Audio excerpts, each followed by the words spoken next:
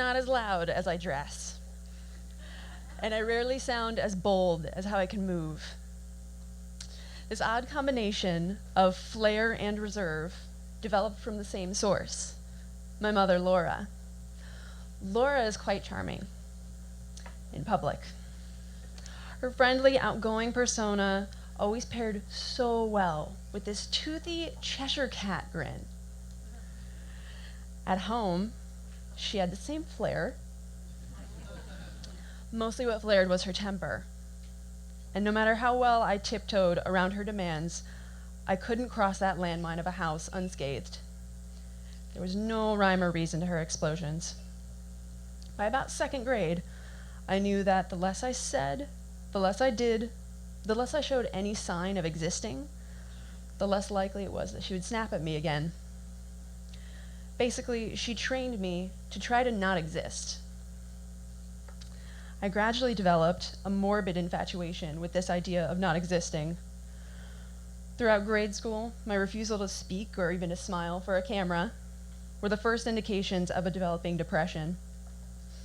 And as soon as I understood, around 5th grade, the concept of suicide, it was an option.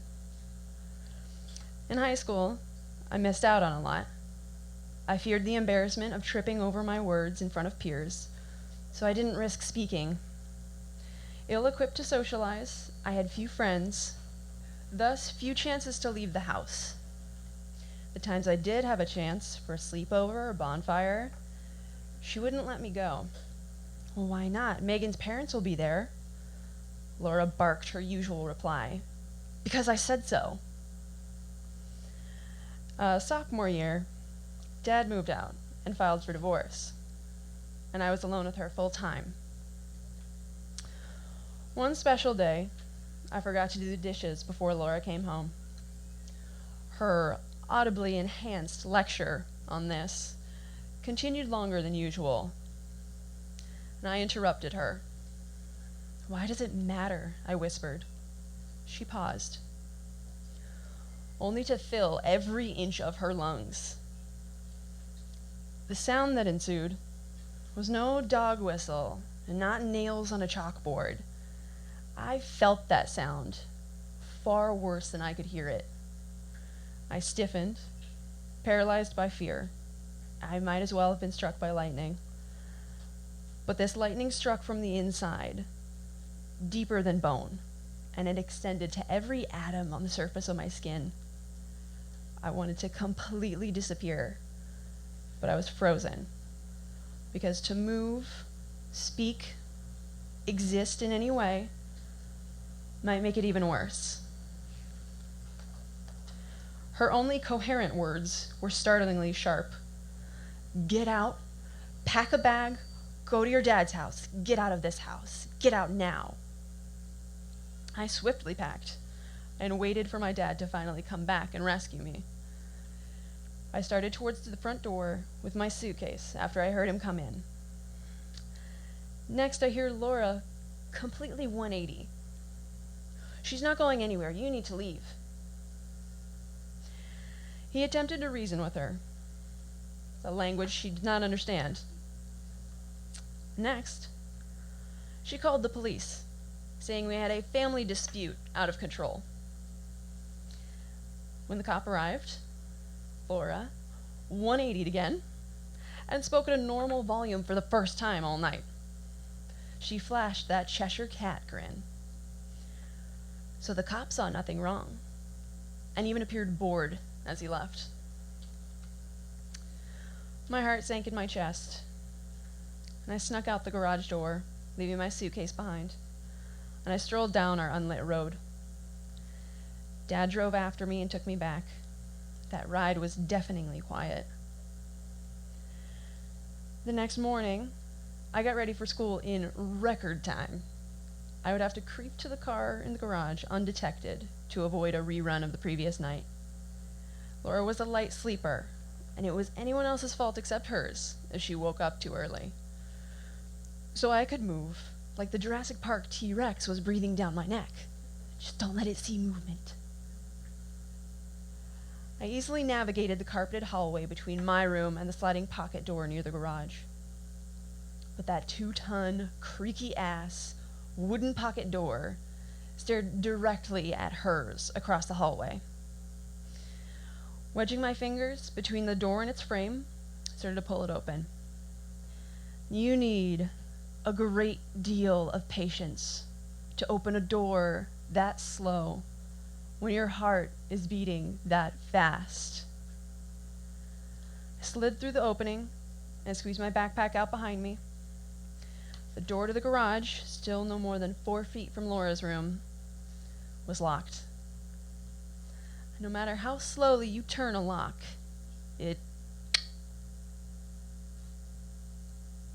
can't hear her moving. So I twist the door handle. No sign of Rexy. But the garage door would make noise. I put my backpack in the car, key in the ignition, but not on. I lifted the door up, turned around, and she was right in front of me. Have a good day at school, sweetie. Cheshire. I didn't freeze this time. I glared in disbelief, and then comically exaggerated concern pulls at her face. Did I do something wrong? Words, as always, escaped me. I just sat down in the car and backed out. In the 7 years that have passed, I completely removed Laura from my life. She had kicked me out a second time, and I moved in with my dad. I refused to see her after that, and then I ignored all of her attempts at contact. But certain traits that I inherited from her became more and more apparent. Her irritability, temper, emotional instability. My depression only ever worsened, and I attempted to literally stop existing like she taught me I should. Needless to say, her presence lingered years after our separation. And unfortunately, Laura and I went to the same community college one semester. One of the times I hid from her on campus, behind a traffic light post. I came face to face with a flyer for a music festival. My favorite artist was the headliner, Oteza, and it was on my birthday weekend. At Northern Nights Music Festival, I met someone who would become one of my closest and dearest friends, Devin, who then pulled me into a loving camp from Burning Man. So as I lost my mother, I settled into a new community. This chosen family adores existence in every form. They wanted to see me, hear me. And in the Burning Man community, I could acceptably wear anything. I could freely dance like one of those used car lot mascots. And when I got comfortable, I wore nothing. I discovered that nothing else says I am unapologetically here, like being naked in a public space. I embraced radical self-expression, first with what I wore, then with my bare skin, and then with my movements. Turns out, I've been healing myself from the outside in, reversing the path of that lightning storm 7 years ago.